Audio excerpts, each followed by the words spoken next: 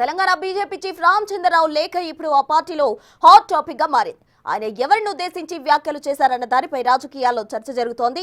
రామచంద్రరావు లేఖాస్త్రం ఎవరి మీద, ఏ నేతల మీద అని హాట్ డిస్కషన్ నడుస్తోంది.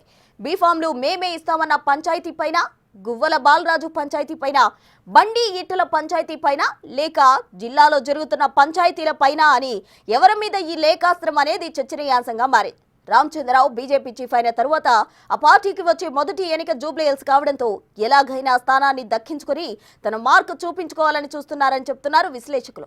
మరోవైపు ఉప ఎన్నికకు ముందు రాష్ట్ర బీజేపీలో మరో కుంపటి తెచ్చిపెట్టిన రామచంద్రరావు లేఖ అని కూడా చర్చ జరుగుతోంది. పార్టీ నేతలకు తెలంగాణ బీజేపీ అధ్యక్షుడు రామచంద్రరావు లేఖ రాశారు. వార్నింగ్ తో కూడిన లేఖ రిలీజ్ చేశారు టీబీజేపీ చీఫ్.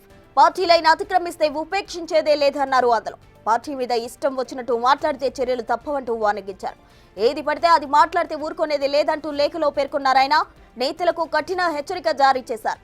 పార్టీ క్రమశిక్షణ ఉల్లంఘించినా, పార్టీ సిద్ధాంతాలకు విరుద్ధంగా ప్రవర్తించినా ఎంతటి నాయకులైనా కఠిన చర్యలు తప్పవని స్పష్టం చేశారు.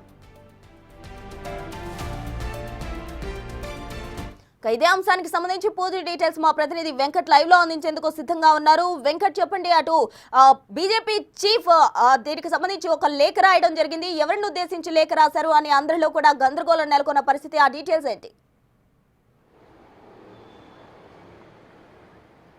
ప్రసూన, నిన్న పొద్దుపోయిన తర్వాత రామచంద్రరావు వార్నింగ్లతో కూడిన లేఖ ఒకటి నేతలందరికీ కూడా పంపించడం జరిగింది. ఈ లేఖలో ప్రధానంగా ఎవరైతే పార్టీ లైన్ను అతిక్రమిస్తారో వాళ్ళ మీద కఠినమైన చర్యలు ఉంటాయి, పార్టీ లైన్లోనే ఉండండి, పార్టీ లైన్ క్రాస్ చేయొద్దండి అంటూ కూడా ఆ లేఖలో చాలా స్పష్టంగా ఉంది. కానీ ఇప్పుడు ఈ లేఖ రాష్ట్ర బీజేపీలో చర్చనీయాంశంగా మారింది. ఎవరిని ఉద్దేశించి ఈ లేఖ అస్త్రం సంధించారు, ఎందుకు ఇప్పుడున్న పరిస్థితుల్లో ఆ లేఖాస్త్రం సంధించడం వెనుక కారణం ఏంటి? రామచంద్రరావే ఆ లేఖాస్త్రాన్ని సంధించారా? రామచంద్రరావే ఆ వార్నింగ్లు ఇచ్చారా? లేదంటే వెనకాల ఎవరైనా రాయించారా? లేకపోతే ఇంకేమైనా జరిగిందా అన్నది ఇప్పుడు బీజేపీలో రాష్ట్ర నేతల్లో, క్యాడర్లో చర్చ జరుగుతున్నటువంటి సిచ్యువేషన్ కనిపిస్తూ ఉంది. ఒకవైపు స్థానిక సంస్థల ఎన్నికలకు సంబంధించి ఒకవైపు అది నడుస్తూ ఉంది, మరోవైపు ఇటు జూబ్లీహిల్స్కి సంబంధించిన ఉప ఎన్నిక కూడా ప్రాసెస్ నడుస్తూ ఉంది. నిన్నటి నుంచి నామినేషన్ల పర్వం కొనసాగుతూ ఉంది. ఇంకా అభ్యర్థి తేల్చుకోలేని పరిస్థితుల్లో బీజేపీ ఇంకా నాంచుడు ధోరణి వ్యవహరిస్తుంది. సో ఇప్పుడున్న పరిస్థితుల్లో ఎందుకు వార్నింగ్లతో కూడినటువంటి లేఖాస్త్రం సంధించాల్సిన అవసరం ఏమొచ్చింది? ఏ నేత మీద సంధించారు? ఏ జిల్లా మీద సంధించారు? ఏ అంశాల మీద సంధించారు? ఏ నేత ఏం మాట్లాడారనే దాని మీద ఇప్పుడు ఒక సందిగ్ధత నెలకొని ఉంది క్యాడర్లో. ప్రధానంగా ఈటల రాజేందర్ చేసినటువంటి కామెంట్స్, ఈ మధ్య కాలంలో హుజురాబాద్ వేదికగా చేసినటువంటి కామెంట్స్, దాని మీద ఏమైనా సంధించారా? లేదంటే ఈటల రాజేందర్ మేమే ఇస్తాము బీ ఫామ్లు అన్నదానికి వెంటనే సాయంత్రానికే అదే జిల్లా కరీంనగర్ జిల్లా అధ్యక్షుడు గంగాడి కృష్ణారెడ్డి చేసినటువంటి ఏదైతే ప్రకటన ఉందో దాని మీద చేశారా? లేదంటే ఇటు వికారాబాద్ జిల్లా కొండ విశ్వేశ్వరరెడ్డి ఫుట్బాల్ పంచాయతీ నడుస్తూ ఉంది. నిన్న ఈ మధ్య కాలంలోనే బీజేపీ రాష్ట్ర కార్యాలయానికి వాళ్ళు రావడము, దాని మీద చర్చించడము, దాని మీద ఒక కమిటీ వేయడము, ఇదంతా కూడా నడుస్తూ ఉంది.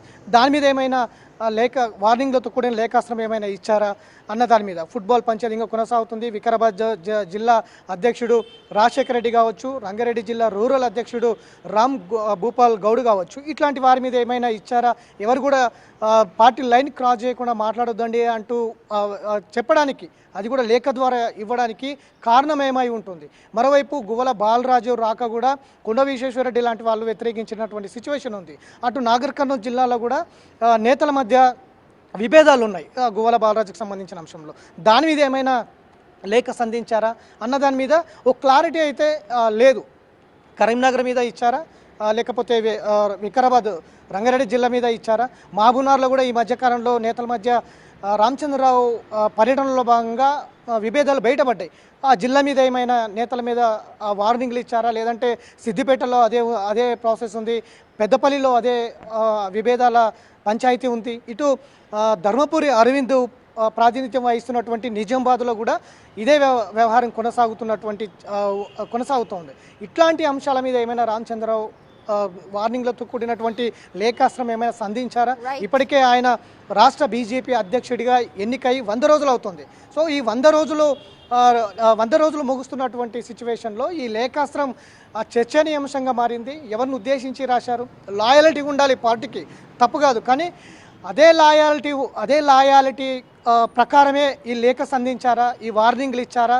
ఇది పార్టీ లైన్కు విరుద్ధం కాదా అనేది కూడా పార్టీ నేతల్లో ఒక చర్చ అయితే జరుగుతూ ఉంది. ఈ లేఖ మరొక కుంపటిని బీజేపీలో తెచ్చిపెట్టింది అనేది కూడా జరుగుతోంది. ఇప్పుడు ఉప ఎన్నిక, అందరు కలిసి ముందుకు వెళ్ళాలి, అందరు కలిసి ఒక టీం వర్క్ చేస్తే కనుక ఖచ్చితంగా జూబ్లీహిల్స్ ఉప ఎన్నికల్లో మనం నిలబడతాం, ప్రజలు బీజేపీ వైపుకు ఆలోచిస్తున్నారు అనే ఒక బలమైన సంకేతాలు ముందుకు తీసుకెళ్తున్నటువంటి సందర్భంలో ఇప్పుడు ఇచ్చినటువంటి ఈ లేఖ ఎవరిని ఉద్దేశించి ఇచ్చారు, ఎవరికి వార్నింగ్లు ఇస్తున్నారు, ఎవరు తప్పిదాలు చేస్తున్నారు, ఎవరి పార్టీ లైన్ క్రాస్ చేస్తున్నారు అనే దాని మీద అయితే ఒక చర్చ అయితే జరుగుతున్నటువంటి పరిస్థితులు ఉన్నాయి. ఇప్పటికే జూబ్లీహిల్స్ ఉప ఎన్నిక పైన మొత్తం కిషన్ రెడ్డిదే బాధ్యత, మాకు బాధ్యత లేదు, మాకు సంబంధం లేదు అంటూ కూడా ఎంపీలు అందరు కూడా చెప్పినటువంటి నేపథ్యంలో దానికోసం ఏమైనా ఈ వార్నింగ్లు ఇచ్చారా అనే దాని మీద ఉంది. అయితే ఈ లేఖాస్త్రం నేతలకు లక్ష్మణరేఖ అవుతుందా అన్నది కూడా చర్చ జరుగుతుంది.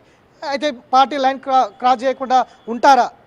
ఈ లేఖ అంతా కూడా లక్ష్మణరేఖగా పనిచేస్తుందా? ఒకవేళ వినకపోతే భవిష్యత్తు ఏ విధంగా ఉంటుందనేది కూడా పార్టీలో చర్చ జరుగుతుంది. Prasanna. Right Venkat, thank you.